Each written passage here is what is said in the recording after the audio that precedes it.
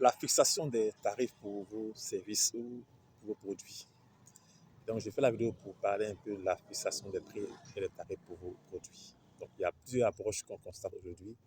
Il y a déjà ceux qui s'inspirent un peu des prix qu'on fait déjà sur le marché et puis ils fixent le prix en fonction. Il y a ceux aussi qui se définissent un quota en termes de marge bénéficiaire. Donc là, ils font un quota du coût d'acquisition pour avoir les bénéfices. Donc, par exemple, si ils ont acheté un produit pour un coût d'acquisition de 10 000 francs et ils veulent avoir 25%, donc ils vont vendre le produit à 12 500 au moins. Donc, il peut dire un prix qui est supérieur à 10 000 jusqu'à 12 500. Il y a ceux qui s'alignent aussi sur les coûts de la concurrence parce qu'ils se disent que je viens d'arriver, si je fais plus cher, est-ce que j'aurai des clients? C'est pas sûr que j'ai des clients. Tout ça, c'est pas mauvais, c'est des bonnes approches, mais c'est quand on reste dans le temps et qu'on continue, n'est-ce pas, d'afficher ses prix selon la concurrence ou bien selon un quota qu'on s'est défini dès le début, c'est là que c'est un problème selon moi. Pourquoi en fait? Parce que quand on veut faire des prix selon la concurrence sur une très longue durée, ça veut dire qu'on n'innove pas. Parce que l'innovation a un coût. Donc si tu innoves, naturellement, tu vas payer des frais. Donc quand tu payes des frais, tu ne peux pas toujours garder le même prix parce que les frais que tu as payés, il faut que tu puisses les retirer quelque part.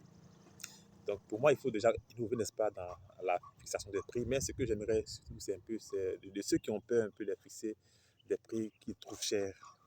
Donc je vois des personnes qui disent qu'ils vont faire un travail et disent qu'ils le font à 10 000, à 20 000 francs. Le même travail, moi, je peux le faire à 100 000 francs. Hein. En fait, il n'y a aucun souci. En fait, ce n'est pas forcément le service que je vends, mais c'est la compétence que j'ai acquise, que je mets à disposition, que je vends. Et donc là, je peux vendre un service à 100 000 francs, le même service qu'une personne vend à 20 000 francs, sans aucun problème.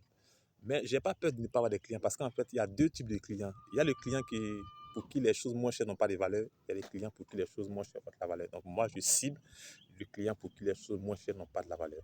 Donc je cible les clients qui payent cher. Donc du moment où les clients qui payent cher existent, donc on peut les vendre sans aucun problème. Parce qu'ils existent, il suffit simplement de trouver la bonne stratégie et puis les vendre. Donc dorénavant, je te conseille un peu de fixer, n'est-ce pas, des tarifs, n'est-ce pas, pas forcément par rapport à la concurrence ou par rapport à un quota bénéficiaire que tu définissais au début, mais de fixer déjà par rapport aussi aux compétences que tu as acquises, n'est-ce pas, et que tu mets aujourd'hui à disposition pour tes services. Donc voici un peu la vidéo que j'ai fait avec toi. Qu'est-ce que tu en penses? Tu peux lâcher un commentaire, n'est-ce pas? Et puis voilà, merci à toi. Pour ceux qui ne sont pas abonnés à ma chaîne YouTube, je vous invite à vous abonner et puis à partager, n'est-ce pas, autour de vous. Merci et portez-vous bien. Au revoir. C'était Stéphane.